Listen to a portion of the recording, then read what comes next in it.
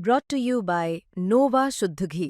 जब जब खाए दिल खुश हो जाए, सदियों का नोवा शुद्ध देसी घी, सपना स्वस्थ भारत का।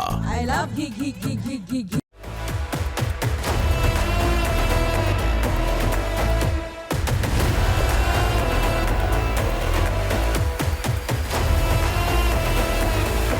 जिस पेड़ की जड़ें मजबूत होती है, तूफान भी उसका कुछ नहीं बिगाड़ पाता। लेकिन अगर उस पेड़ की जड़ें किसी और के बाग में हो तो जरा सोचिए क्या होगा जब माली ही पानी देना बंद कर दे। जी हाँ, यही सवाल आज पूरे भारत में चर्चा का विषय बना हुआ है। क्या होगा अगर अमेरिका भारत में Google, Instagram, YouTube, chat GPT जैसे प्लेटफॉर्म को बैन कर दे?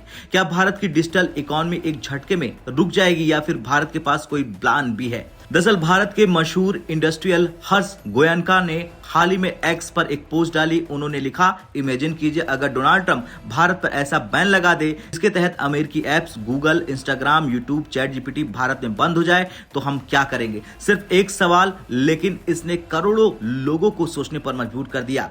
उनकी ये पोस्ट वायरल हो गई, लगभग 1 मिलियन लोगों के पास इंप्रेशंस पहुंचा, हजारों रिट्वीट हुए और पूरा इंटरनेट इसी पर चर्चा करने लगा।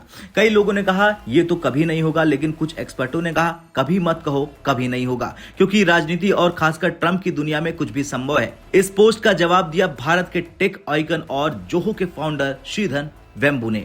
उन्होंने साफ कहा, हम सिर्फ ऐप्स पर नहीं बल्कि अमेरिका की टेक्नोलॉजी पर पूरी तरह निर्भर है। Operating system, chips, cloud service, सब कुछ। उनका कहना था कि अगर अमेरिका ने सच में कोई बैन लगाया तो सिर्फ सोशल मीडिया नहीं बल्कि भारत की पूरी डिजिटल रीढ़ हिल जाएगी, क्योंकि भारत के लगभग हर लैपटॉप में या तो विंडोज, माइक्रोसॉफ्ट या फिर एप्पल का स्टोरेज है। हर मोबाइल में एंड्रॉयड, गूगल या iOS एप्पल चलता है। यानी जो दुनिया भारत की डिजिटल ग्रोथ पर तालियां बजा रही है, उसकी तकनीकी नींव अभी अमेरिका के हाथों में है। अब सबसे बड़ा सवाल, क्या डोनाल्ड ट्रंप ऐसा कर सकते हैं? देखिए, लॉजिक के हिसाब से तो नहीं, क्योंकि अमेरिकी कंपनियां भारत से हर साल $40 बिलियन से ज्यादा कमाती है। Google, Meta, Microsoft, Amazon, Bharat उनके लिए दुनिया की सबसे बड़ी मार्केट में से एक है। तो बिजनेस लॉजिक यही कहती है कि कोई भी कंपनी खुद अपनी सबसे बड़ी मार्केट को नहीं खोएगी। लेकिन ये ट्रंप है जो लॉजिक से नहीं, इमोशन और वोट बैंक से चलते हैं। उनके समर्थक पहले भी H-1B वीजा, ट्रेड टैक्स और सोशल मीडिया पर विदेशी यूजर्स को लेकर दबाव बना चुके हैं। अगर कल को ट्रंप को लगा कि भारत विरोधी बयान से उनकी पॉपुलैरिटी बढ़ सकती है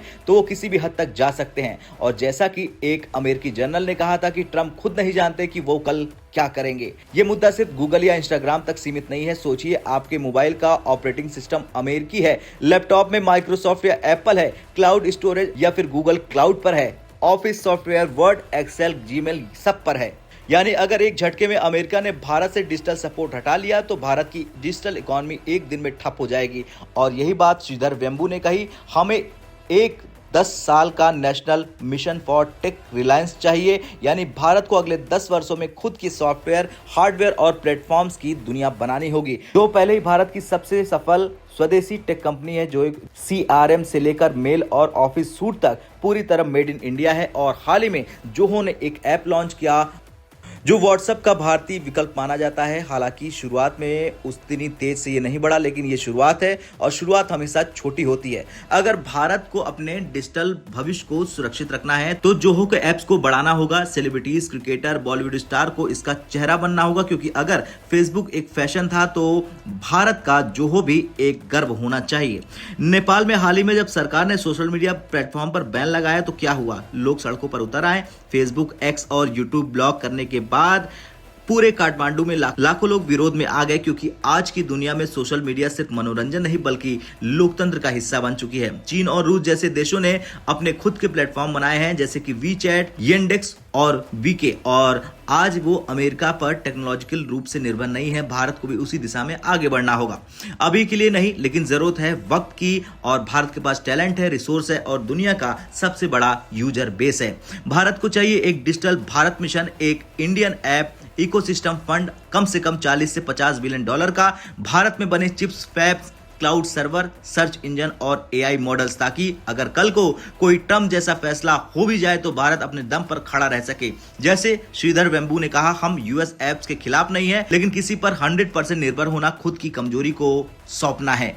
हर्ष गोयनका का सवाल और श्रीधर वेम्बू का जवाब हमें डराने के लिए नहीं था बल्कि जगाने के लिए था। ये वक्त है मेड इन इंडिया ऐप्स को मजाक से मिशन में बदलने का। अगर आज भारत अपने डिजिटल भविष्य में बीज बो देता है तो आने वाले 10 सालों में दुनिया को अपने प्लेटफॉर्म पर लाने की ताकत रखेगा, क्योंकि भारत सिर्फ यूजर नहीं क्रिएटर नेशन बनना चाहता है। और ये तभी होगा जब हम कह सकेंगे अगर गूगल बंद भी हो जाए तो भारत रुकने वाला नहीं है। खैर, एक बात याद रखिए, दुनिया उसी का सम्मान करती है जो खुद पर निर्भर हो। आज अगर ट्रम्प कुछ भी बैन कर दे तो हमें फर्क नहीं पड़ना चाहिए, क्योंकि भारत अब डिजिटल आजादी की तरफ बढ़ा है। और शायद यही वजह है कि श्रीधर वेम्बू ने कहा ट्रम्प का बैन हमें कमजोर नहीं बल्कि आत्मनिर्भर बनाएगा। तो भारत तैयार है, क्योंकि आने वाला दशक made in Bharat tech revolution का दशक होगा।